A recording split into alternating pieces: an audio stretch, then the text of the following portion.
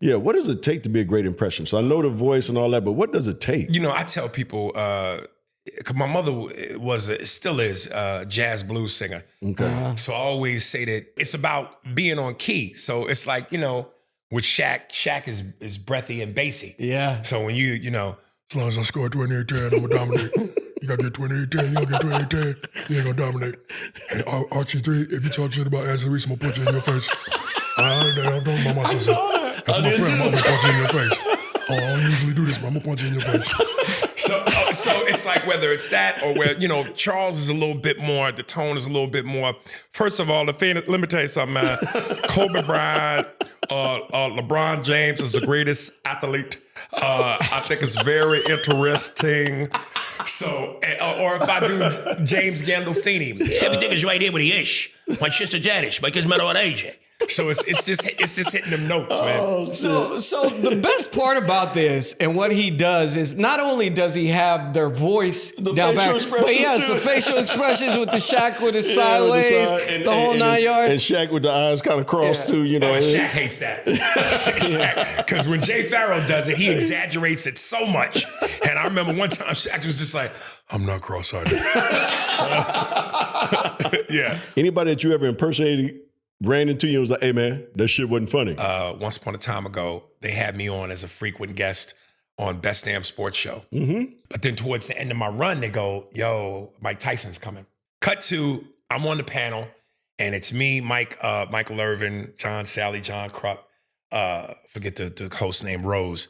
But we're all on there, and Irvin is like, yo, Aries, dude, Tyson for Tyson. I'm Mike, chill out, man. Because this ain't Mike Feng Shui Mike. This ain't the Mike he is now. Here's what it's like, especially around that time with Mike. It's like sitting next to an unchained lion.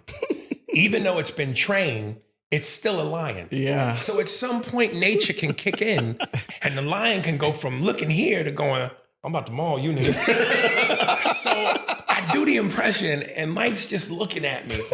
And then after 3 uncomfortable seconds, he's like, "Oh, that was pretty good. That was pretty good."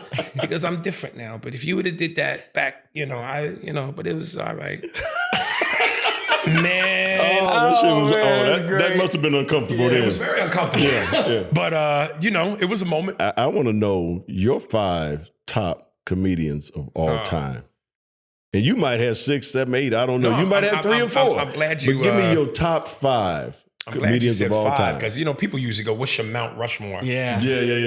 Which is always difficult for me because I always go, there's the Mount Rushmore and then there's the Mount Olympus where the gods are. Yeah. Now the gods are Pryor, Murphy, Cosby, could say George Carlin, but the Mount Rushmore is a little bit more today.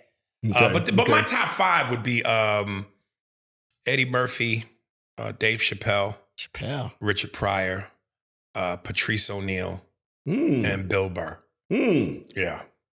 And it's unfortunate because a lot of people don't know about Patrice, but Patrice was a monster. Patrice O'Neal. Oh my God. He died of a heart attack when he was 42, I think. Oh, really? You know what I mean? But a lot of people don't know about him because for the same thing I'm talking about, he was deemed bitter, angry.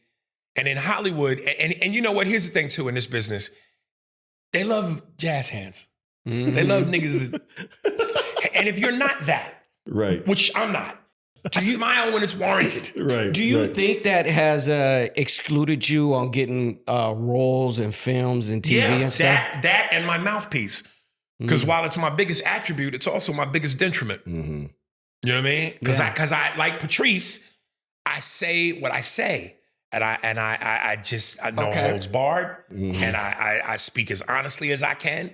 And in life and in show business, that's tough. At the end of the day, I firmly believe in me and I believe in my product. I believe in my Coke.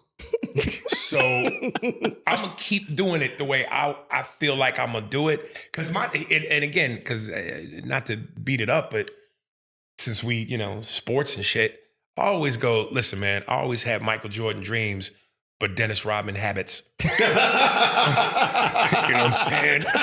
I wanna be Madison Avenue. I wanna be McDonald's. But I like pussy and strippers. You know what I'm saying? And alcohol. So going out right after the show and partying until 4 in the morning. So my thing has always been, my hope is that someone in Hollywood will Phil Jackson me as Rodman.